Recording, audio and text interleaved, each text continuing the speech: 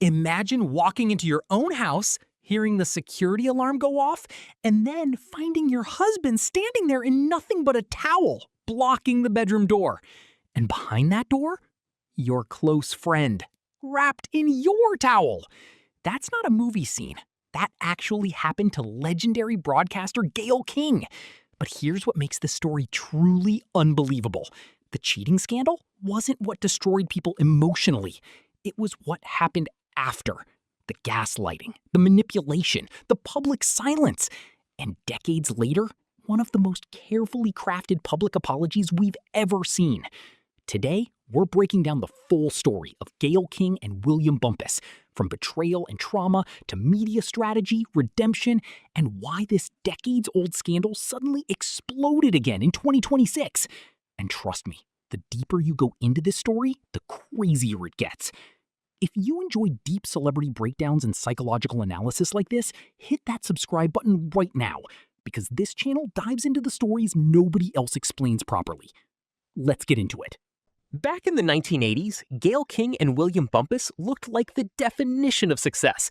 They got married in 1982. He was a rising attorney. She was becoming a respected TV journalist. Together, they had 2 children and built what looked like the perfect upper-middle-class American family. But years later, Gayle would reveal something interesting. The warning signs were there from the beginning.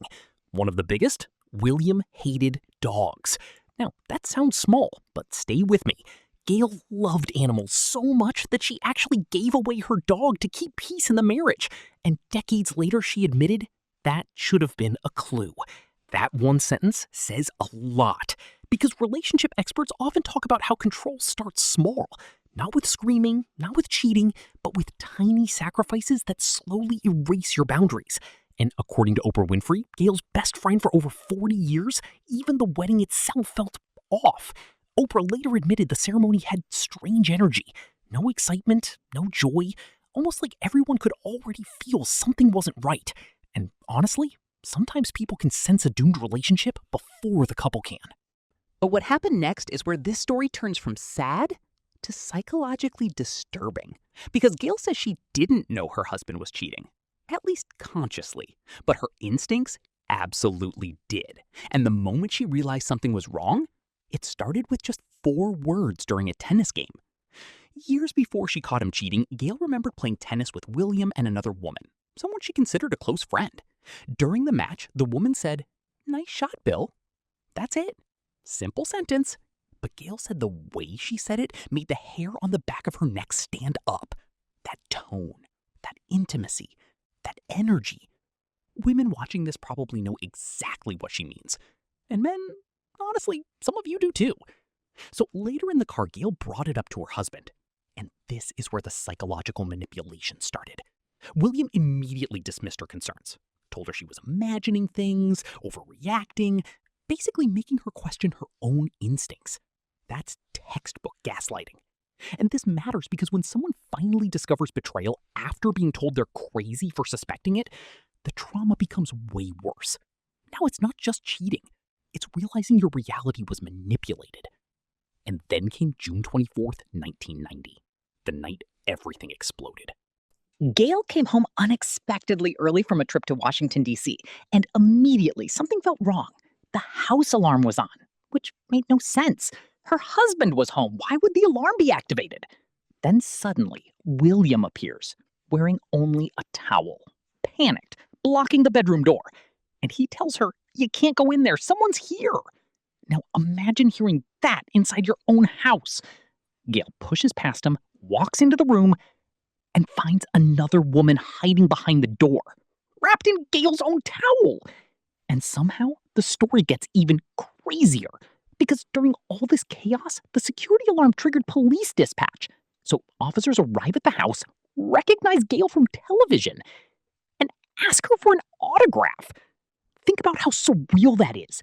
Your marriage is collapsing in real time, and you still have to perform professionalism because you're famous. That's celebrity trauma in a nutshell. Even in your worst moment, you're still expected to smile. Quick question for you guys. If you caught your partner cheating like this, would you leave immediately? Or would you try to work it out for the kids? Let me know in the comments, because honestly, this next part is heartbreaking. Most people assume cheating instantly ends a marriage, but real life is messier. Gayle and William actually tried to reconcile for years. They went to counseling, tried rebuilding the marriage, tried keeping the family together. But trauma changes people. Gayle admitted she became hyper-vigilant, checking phones, feeling car hoods to see if engines were still warm, constant suspicion. And eventually she realized something devastating. The cheating wasn't just destroying the marriage, it was destroying her personality. She said she became someone she didn't recognize anymore. And that realization finally ended the relationship in 1993. Honestly, that's one of the deepest lessons in this entire story. Sometimes relationships don't end because love disappears. They end because survival changes who you are. Now here's where Oprah enters the story in a massive way. And honestly, everybody needs at least one friend like Oprah. Because while Gayle was confused and emotionally shattered, Oprah was crystal clear. She reportedly told Gayle, "Your head has been blown off," meaning the betrayal was so severe that Gayle couldn't even think clearly anymore. Oprah offered her plane tickets to Chicago, told her to leave immediately. And when Gayle later considered getting back together with William, Oprah sarcastically said, "Please do. I'll send a moving truck." That kind of brutal honesty probably saved Gayle from years of additional damage.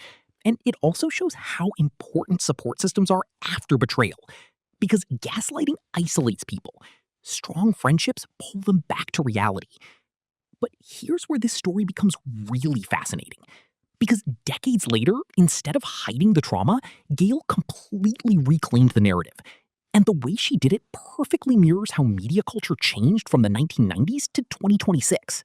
For years, Gayle barely talked publicly about the cheating.